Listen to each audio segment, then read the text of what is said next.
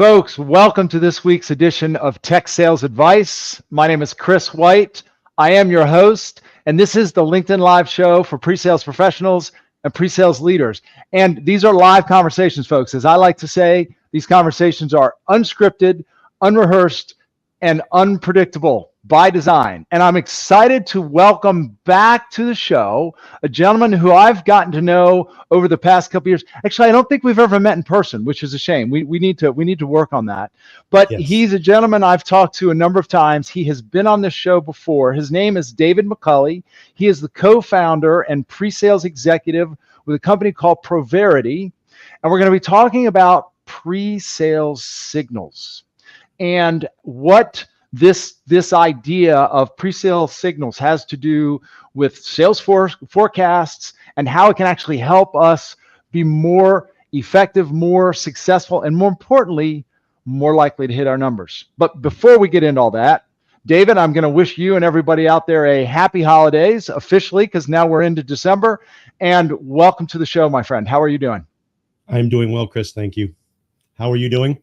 I'm great, man. I'm great. Although I have to say, I'm a little grumpy that you can get that beard looking so nice. I have tried to grow a beard before, and the most I can ever get to actually come in, and it's only barely in. So I love the new look. It's working great. So it's good to have you. It's good to have you back. So Dave, I just introduced you as the co-founder and pre-sales executive of Provarity. Do you mind just taking a moment and sort of introducing yourself a little bit more broadly, and maybe just a note on sort of your brief journey or your journey in through pre-sales? Yeah, no, I'd be happy to. Again, Dave McCulley. I am pretty much a pre-sales lifer. I've been doing this for 3 decades now, as the beard is showing. Started pretty much straight out of school. Landed in this job completely accidentally.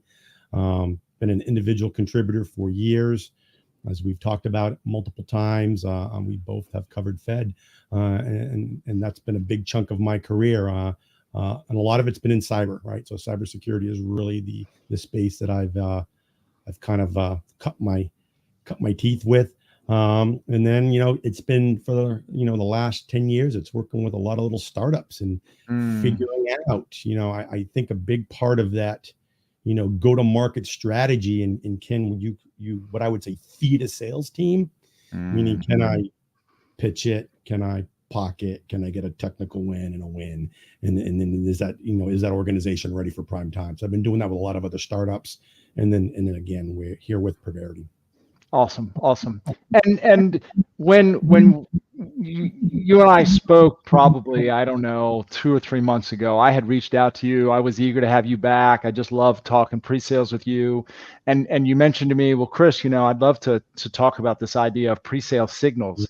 And that sort of caught my attention, because it wasn't necessarily something that I immediately understood, or I wasn't sure my interpretation of what it was that you were saying was in line with sort of the way you were using the term. And so that sort of instantly grabbed my attention. And by the way, before I ask a question, Barry Ross has said happy holidays. Barry, nice to see you, sir. Folks, we do not see you out there, so if you do care to say hello, please feel free to do so. If you, of course, have any questions for Dave or myself, we encourage you to ask. So Dave, do you mind just taking a moment to elaborate on this idea of Presales Signals? What are we talking about here? Yeah, so if you take a look at sales, the organization as a whole, and everything that flows into an opportunity that you're trying to start and close, there's a lot of individuals and a lot of teams that touch that opportunity. And a lot of this data flows in there through those organizations. We have one unique organization, and that's pre-sales, that we carry a heavy load, especially in technology-based organizations with a lot of touch and feel. Get into this POC element, and a lot of times that data is stuck in the mind of the sales engineer.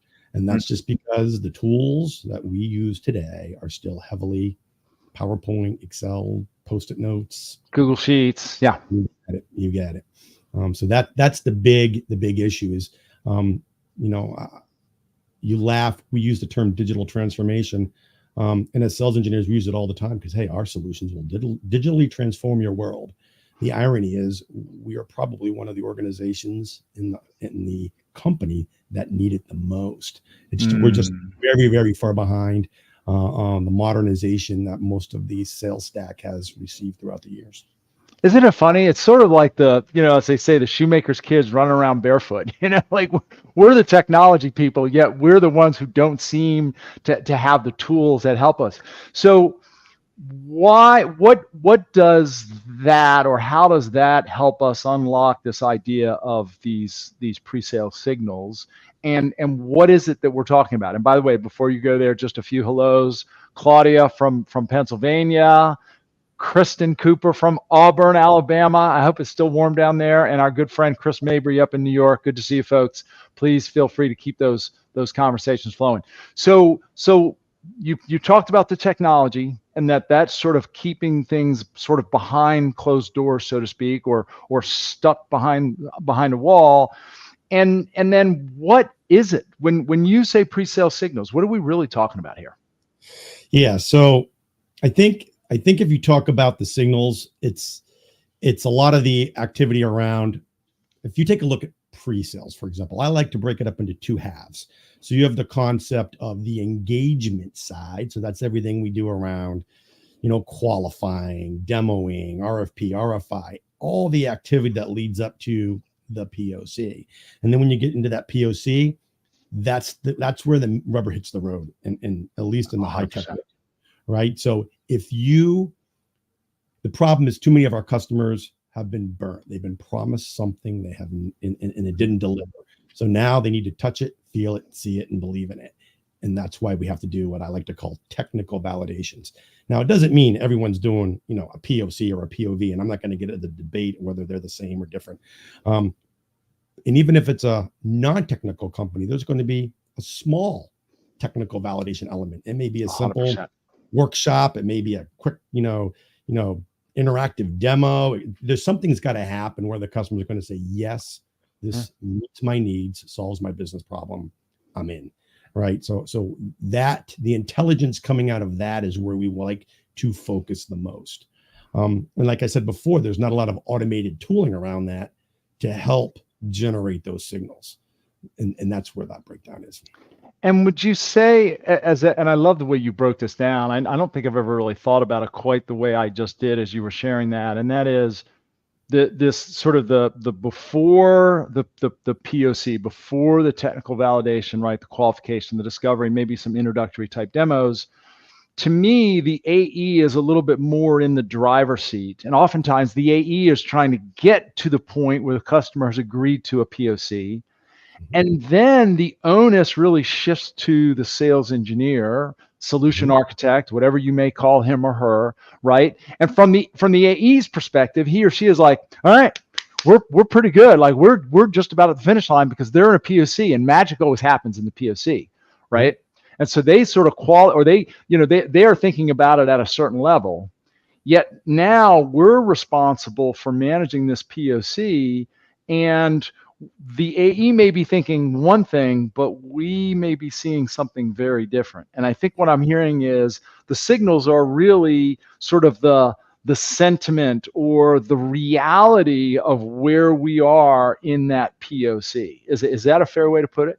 It's a fair way. And believe it or not, one of the founding reasons why this is so hard, and you reference a lot in partnering, right? That's one of the magic six, right? It's the first of the six. Yes. So it's the teaming relationship, right? So we've all been there, right? We've had good reps. We've had bad reps. We've had great reps to work with, uncomfortable ones to work with. The fact of the matter is when that rep wants to get into a POC, depending on that partnering strength, right? You never know. Is it well qualified? Is it not well qualified? So just even getting into one of these can be problematic. Right. So having some, what we like to call qualification signals around that to kind of say, hey, are some basics done here, right? Key element to even getting into a POC. Because if it's not well qualified, and I haven't done a good amount of what I'm going to call the technical discovery, meaning all the other things meet, then we shouldn't be in that POC to begin with. And that all comes down to partnering, right? Partnering breakdowns are where signal breakdowns occur without any kind of automation. So it seems so obvious to me and probably to others that this partnership, that there'd be a communication happening between AE and SE, and that these signals wouldn't be getting locked away, let's say, right? Or sort of buried under the confusion of what's happening in the POC. So why is that the case? Why aren't the signals? Because my perception here is that the signals would be a better indicator of whether or not those deals are actually going to close. Well, and that's what's being lost. So why are they getting, quote, buried? So the two reasons that they don't occur is, one, there's no automation. So you can't send it over to the CRM and say, hey, this POC is struggling, or this is, the delays are off, or, we're failing success criteria. I got product gaps that are going to impact the deal. Without automation, that data doesn't flow. Now I'm relying on to the partnering, the communication, the listening, all the things that we talk about. And now if every sales team had awesome communication, it may not be as much of an issue.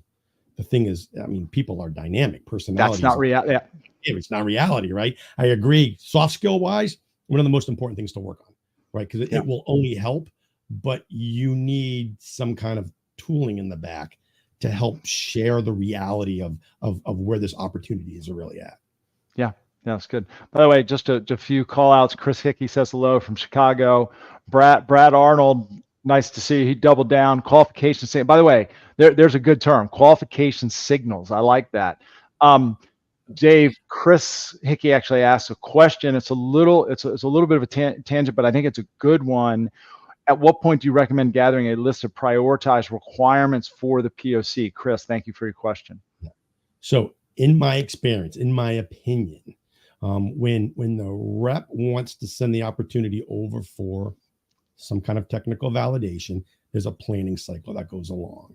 And I like to collect the POC requirements in there, which usually consist of technical qualification, prerequisites, meeting the team, and making sure that I can gather success criteria aligning to use cases, where when I complete the POC, I can mark them as meets, to the point where I have a close call and I ask those questions. Did we meet, those success criteria and use case requirements? So it's in the planning stage, Chris. That's exactly where I like to focus my time around gathering those requirements before we. And too often, and we see this, I know you guys see this all the time, the AE just wants to sort of throw the keys, just toss the prospect the keys to the car, and let's just jump in there and just do a POC, and let's just sort of figure it out. That rarely goes well. So I want to take this conversation, I want to elevate this conversation just a little. So for argument's sake, we're talking to a CRO or a VP of sales. And we are saying to him or her, you know what, we're concerned that you're not getting insight, the insight that you otherwise could, because you're not getting those, you don't have visibility into those, quote, pre-sales signals. He or she says, okay, well, how is that going to help me? What does that do for me? Right. How do we respond to that? So this is a funny one, Chris. I have a lot of CROs that feel differently about this topic, and I think it's because of different backgrounds. I've heard it all. We're never doing POCs again because I have no idea what's going on over there. I technically lose too many, or I technically win them and still lose the deal. How is this possible? I have no visibility into what's going on over on the technical validation side of the house. Data is not flowing back, and again, we're stuck with this kind of grapevine verbal exchange of communication. So they get frustrated and they don't want to do them. Well, the reality is, as soon as your customer says, well, I'm looking at your competitor and they're doing a POC, you're going to get back into it again, right? So we've seen that. I've seen CROs on the other side of the house that say, hey, if it's not in POC, it's not a real deal to me. right? Because Wow. we don't win deals that don't go through the process, right? So Right. if I'm going to put in the forecast, I want to see it in a POC. And then we've seen others that will dive into it. And this is something that I talk about communication wise. They call the SE and say, hey, I really want to know how this POC is going. And this is going to go one of two ways, right? Either the SE is going to get all excited and tell him everything he wants to hear. Yeah. Or they've already done that in the past and they realize they've created an unhappy rep because they've kind of exposed them to things that maybe they haven't exposed to the CRO. And they're going to get they're going to get a little bit of a talking to by their AE for why did you throw me into the bus and make me look bad, right? We need to look like we're in sync. So it can also break teaming.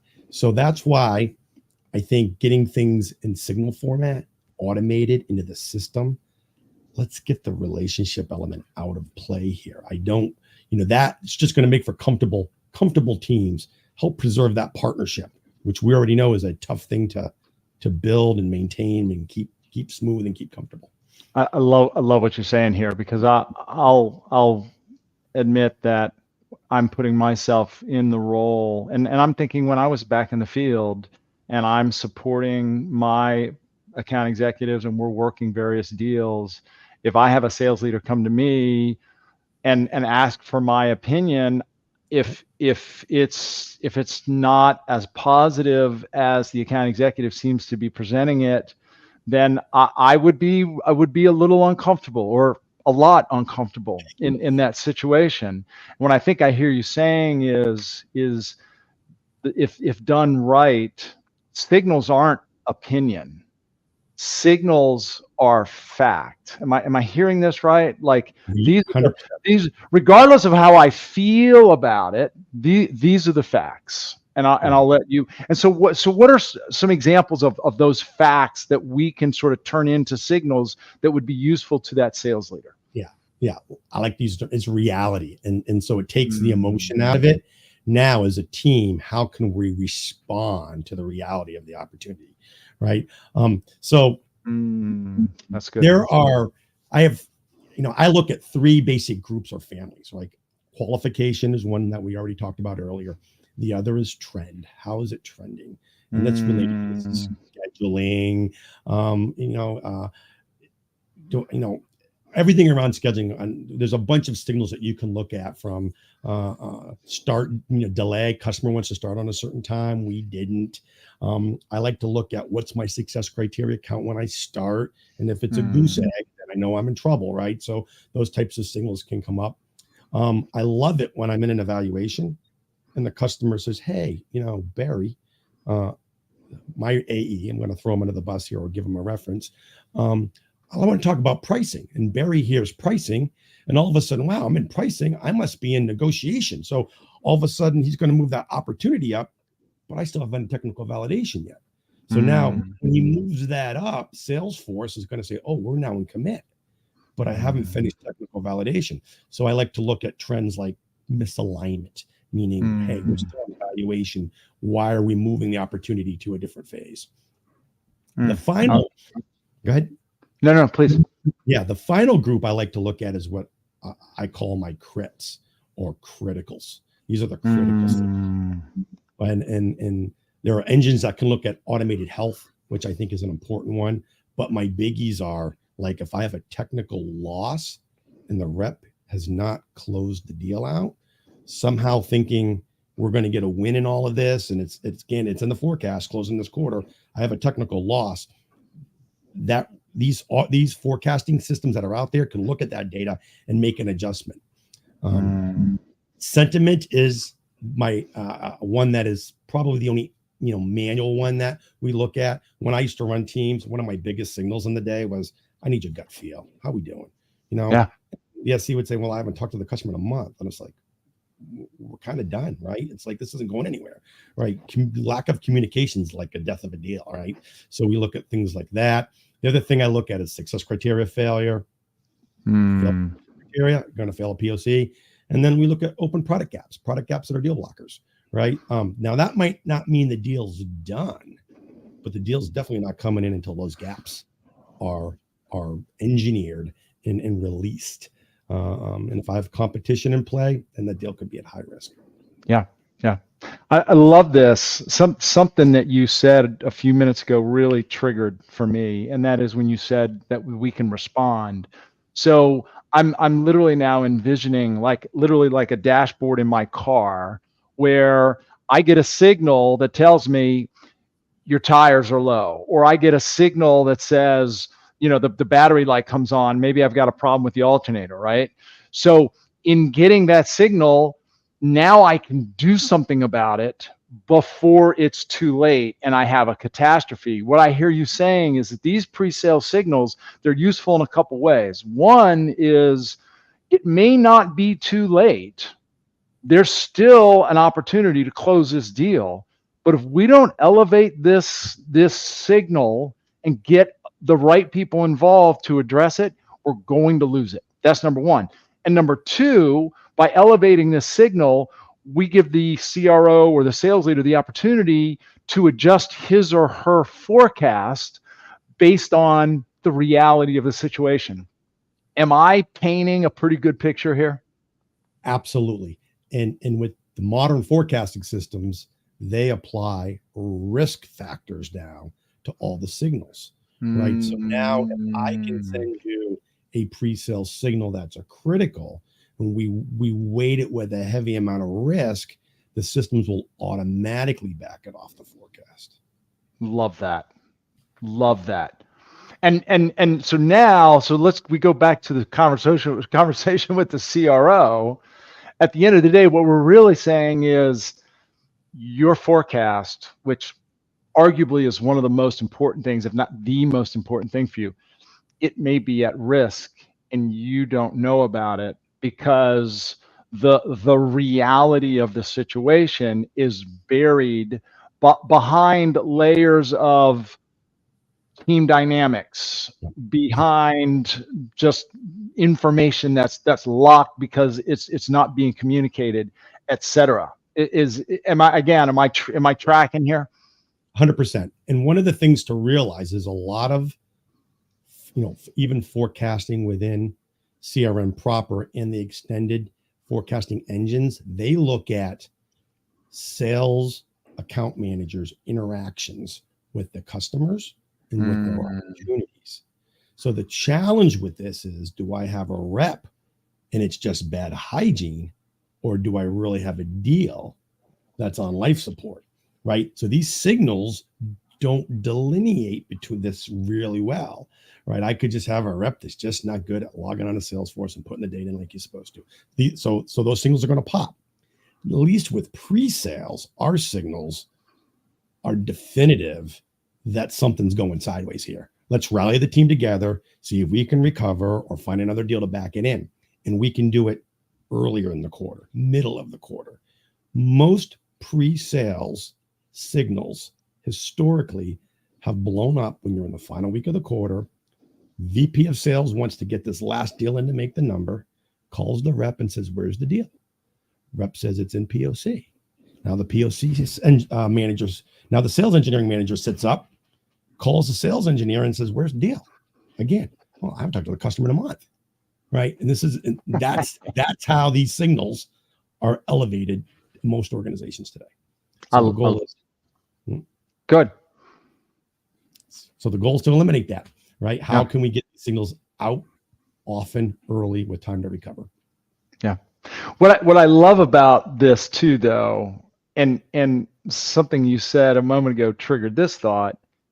It can also be a positive. Like it can also work in reverse, right? If again, let's take you mentioned the account executive who's not particularly good at putting all the information in the CRM. I'm a sales leader and I'm looking at this opportunity and I'm thinking to myself, this doesn't actually look like something that's going to close based on what I'm seeing. Now, most account executives, they like to brag about the good deals, so they tend to put stuff in there. But so there might be the scenario in which sales leaders looking at this opportunity saying, this doesn't look real to me, and yet if there are signals coming out of pre-sale saying, actually this thing is cooking, We're hitting all the success criteria. They're fully engaged. Going back to your, the trend is moving in the right direction. There's no criticals, right? As a sales leader,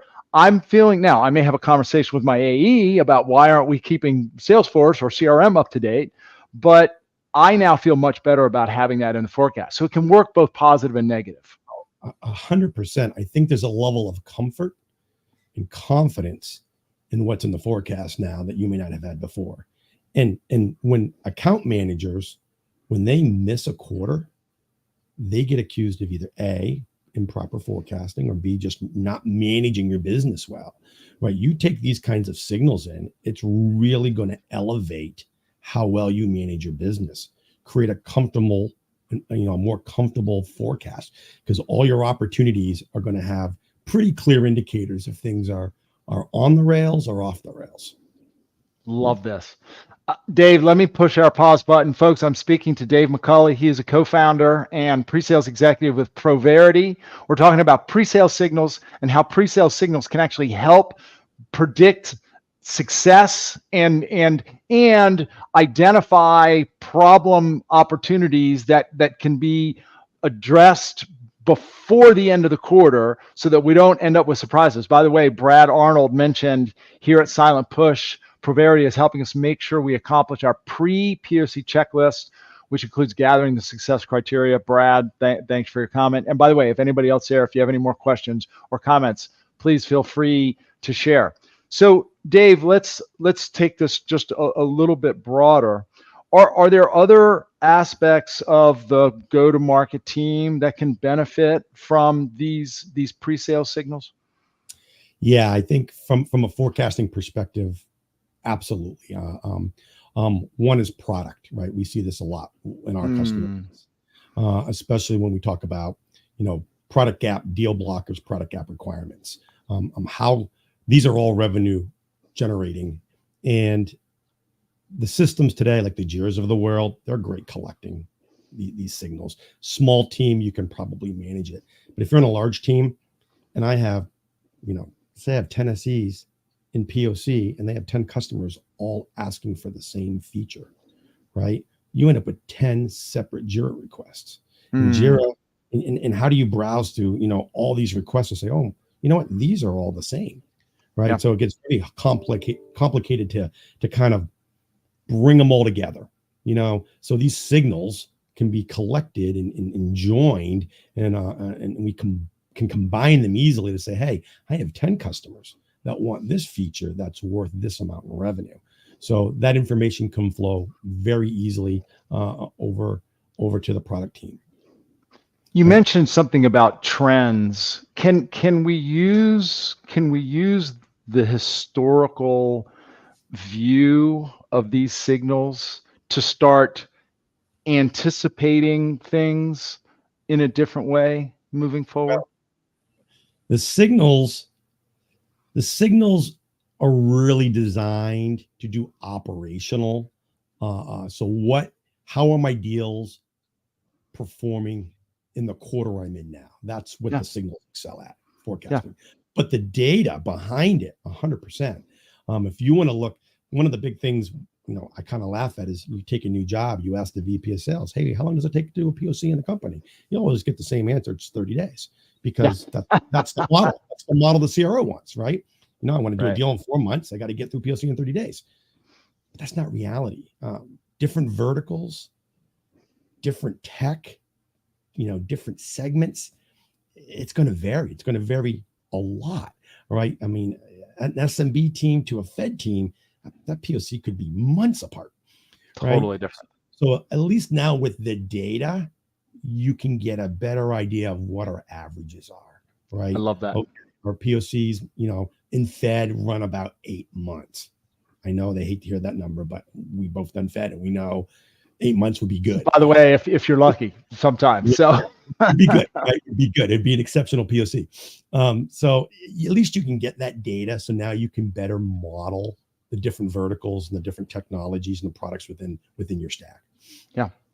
What do I, as a sales engineer, need to do differently, or what do I, as a sales engineer, need to learn in order to produce meaningful signals? Right. So I think there's an understanding about what goes on in the evaluation. I think the evaluation is one of the hardest skills within the pre-sales to learn. There's a lot of focus on demo and a lot of focus on discovery, all important elements. But when you go into a POC, and again, I believe this is an important step within the pre-sales process. It's very hard to demo or discover your way out of it. That's just the reality of it, right?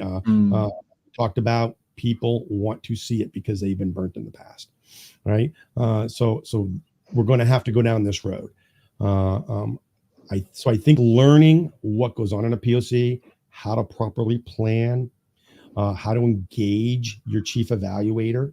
You know, I've engaged chief evaluators, and it's like, I'm buried. My manager parked this thing, and I don't have time, nor do I really want to do it. Right. Yeah. And right there, I know I'm in trouble. Right. Yeah. Because at a high level, there's interest, but the guy that's going to give me the blessing wants nothing to do with me. Right. So you have to understand what goes on and plan those things. Right. As Chris even alluded to, how do you properly plan and set up? Do the technical discovery, understand your prerequisites, understand success criteria and business use case requirements, get that all built out. And then I like a very definitive go live date. I'm going to go live. We've passed all the hurdles. I'm going to give you the software. I'm going to give you access to our infrastructure. And now we're going to start working our way through some onboarding, training, go through the use cases, test them out, declare win and loss on them, or partially meets as we like to do, and then get it down to the point where, hey, this solves my business problems, right? Yeah. Technical win, right? Now we can get it back to the rep where we can get through, justification, contracting, vendor security assessment, all the fun stuff our AEs need to do. That, to be honest with you, as an SE, I want as little to do with as possible. That's why they get paid what they get paid, right? Indeed. So what I really hear you saying is that to be as a sales engineer, to effectively communicate and roll up these signals, particularly in the POC process, it really starts by having a sound POC process, plan, experience, right? We're not just going to sort of like all of a sudden one day start trying to communicate certain things if we don't actually have a reasonably decent structure in place. Is for the POC process itself is really like it starts there.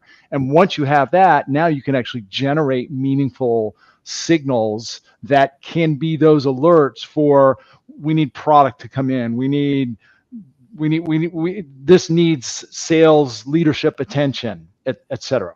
Right. Right. And I think there's a tooling element too, like, and Brad's pointed out, I mean, Provarity, we're in the business of helping sales engineers get through POCs, and I have other competitors out there, and it's awesome that they're in this space.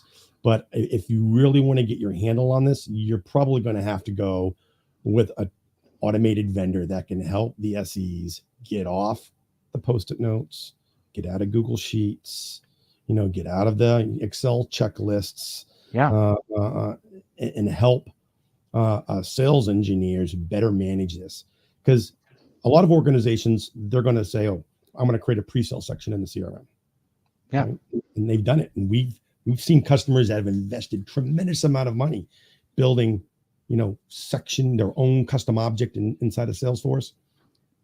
But at the end of the day, it's data entry, and none of us love doing it. And like I stated before, it's bare minimum going in there. So the tool needs to have a strong ability to have natural adoption, a desire to do some kind of a project management workflow, because that's what a POC is. It's a giant project plan, right? And then collect all that intelligence behind the scenes and automatically flow it over to the CRM as signals. So now Salesforce forecasting can handle it, or any of the add-on forecasting vendors out there can leverage that data and help the CRO and sales get better visibility into what's truly going on in their opportunities. Amen. Amen. And not only does automation, I think, unlock the data and just make it easier, it takes us out of the opinion business, is what I'm really hearing, right?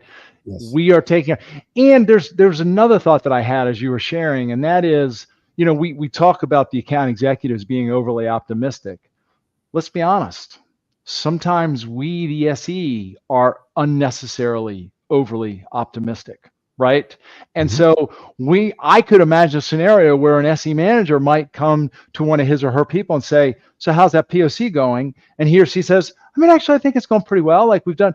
But then they pull up the plan, right? And they say, well, based on the signals here, I have reason to be concerned. Is it possible that we're overlooking something? Or is it possible that we're fooling ourselves a little bit? So we can also sort of protect ourselves from being overly optimistic about a POC. Fair to say?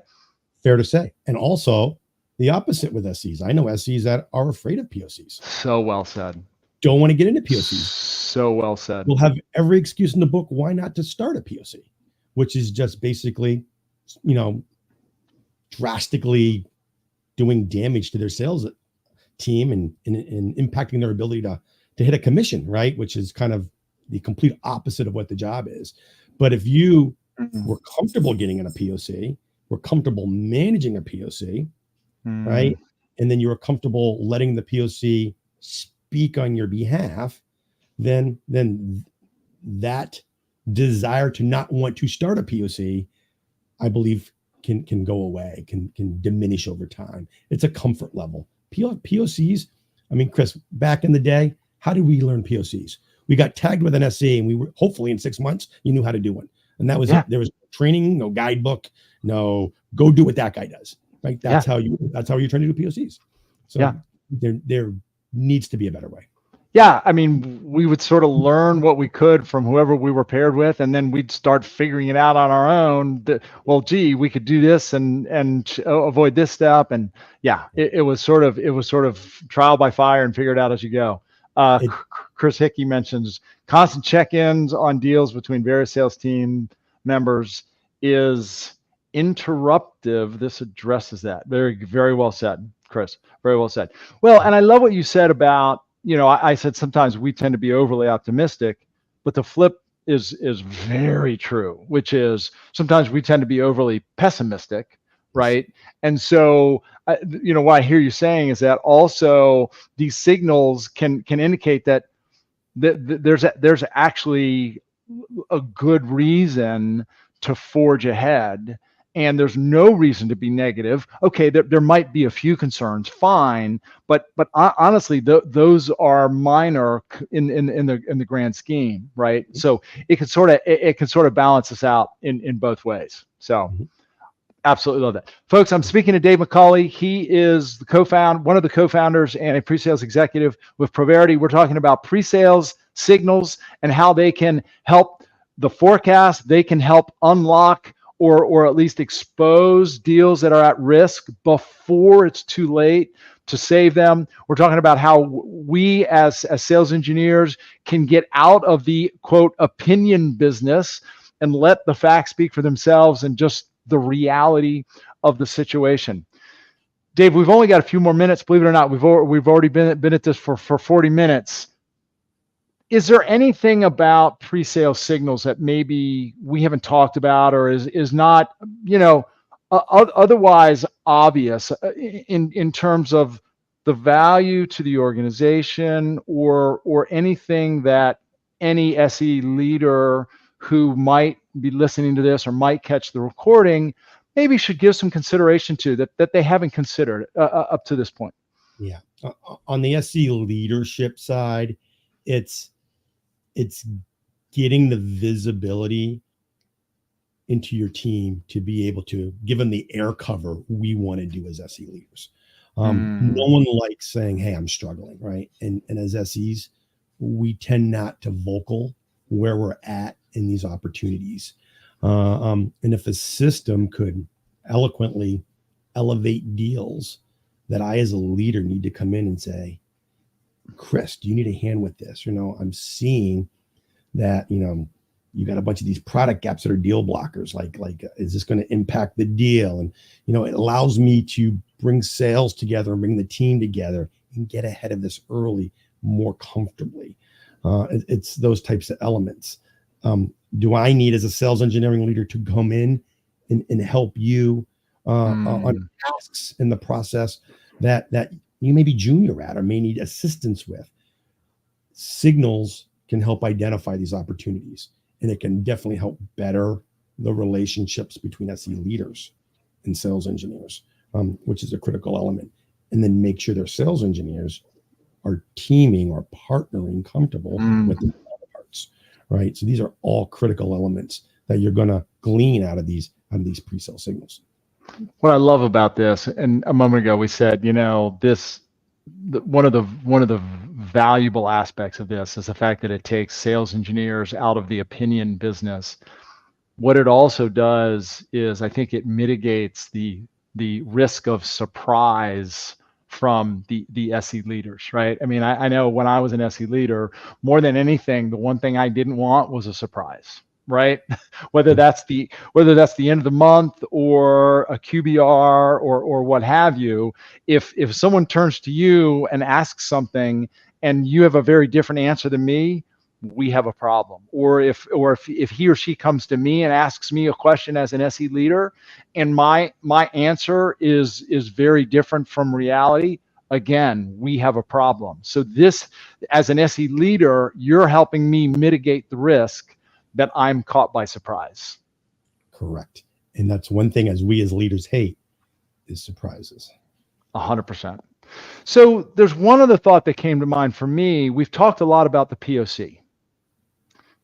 What if there's maybe some SE leaders or a sales leader listening to this who says, well, POCs, they're not really a part of our sales process. Usually we can do maybe an introductory demo, maybe a sort of a customized demo. And usually from there, we can launch into at least an onboarding initially without having to do a deep POC. Is there any room for pre-sale signals here, or does it really only apply if you're doing these sort of more elaborate POCs? 100%. 100%. And here's the reason why. It's still a technical validation at the end of the day. And there's still a lot of things that can go wrong. You can still fail achieving a goal or a success criteria. You could run into a product gap. You could run into a delay. And all of these things are going to impact the deal.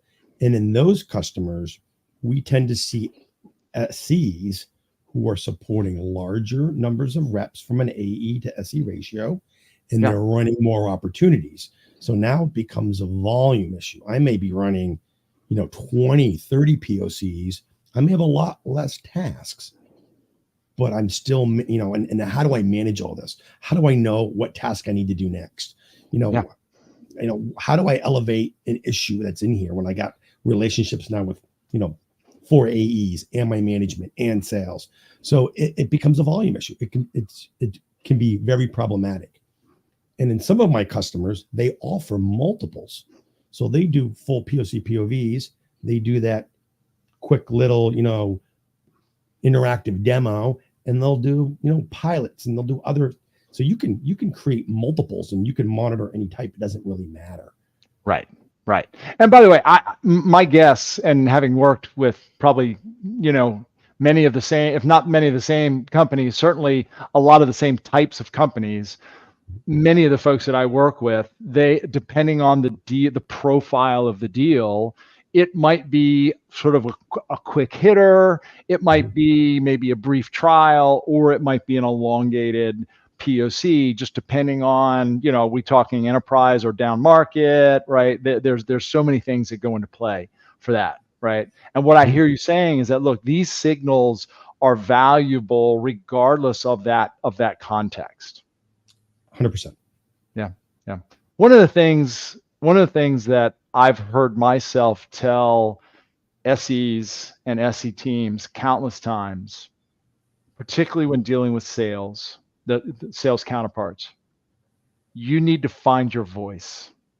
And what I'm sort of one of the probably the biggest takeaways for me in this conversation is this idea of presales signals. It helps presales, quote, find their voice. Yes. Is that a fair way to put it? That is very true. Love Very, that. very. Love that. Fabulous. Folks, Dave and I are about to wrap up. If you do have any questions or comments before we wrap up, please ask. Dave, we've covered a lot of things on presale signals. When you first mentioned presale signals to me, I have to admit, the idea was intriguing to me, but I wasn't sure I was fully tracking. After this conversation, I feel like I'm fully tracking, and I love this. I mean, at the end of the day, this has exposed the reality of the deals from the SE's perspective, and it's valuable to the SE. It's valuable to the SE leader. It's valuable to the account executive. It's valuable to the ultimately the sales leader, the CRO, those individuals responsible for forecasting. Look, if it's going to help the forecast, then it helps the organization. So incredibly powerful. Anything that we didn't touch on that you were hoping that we would touch on briefly before we wrap things up? I think the one thing that I would close is for sales leaders. This is not an SE problem. This is a sales problem. Your SE team is part of your organization, part of the selling ecosystem. And the fact that, tooling's available but not leveraged, it needs to be resolved, right? I think it's surprising the number of customers and the size of customers that we talk to that still are in the dark ages and using a lot of manual systems to try to get their hands around this, right?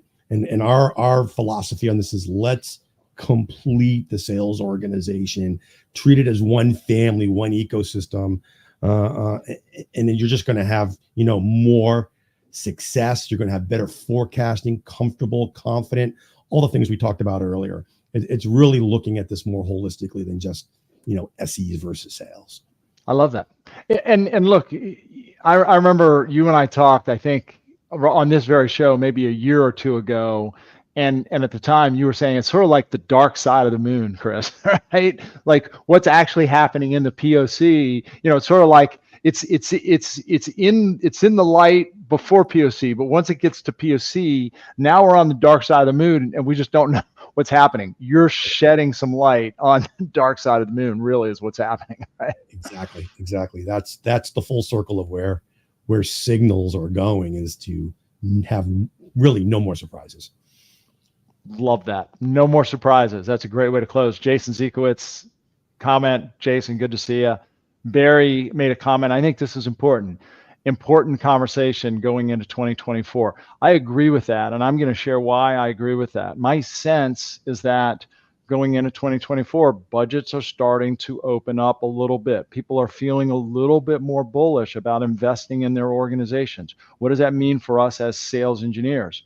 More than likely, we may start to see more opportunities, but people are still going to be as scrutinizing as they ever were. I just think there's going to be more opportunities because people are going to be considering making investments in various places. If there's more opportunities, that means there's more for us to juggle and manage and communicate. And without these signals and the ability to automate these signals, it's going to be that much more difficult for us to do that. So I think this is a really important conversation moving into 2024. Dave McCulley, is it fair to say that you'd welcome anybody to connect with you on LinkedIn, sir? Oh, 100%. Fabulous. Thank you so much. Thank you so much for being here. I think it's a great conversation. I hope you will come back and be a guest again.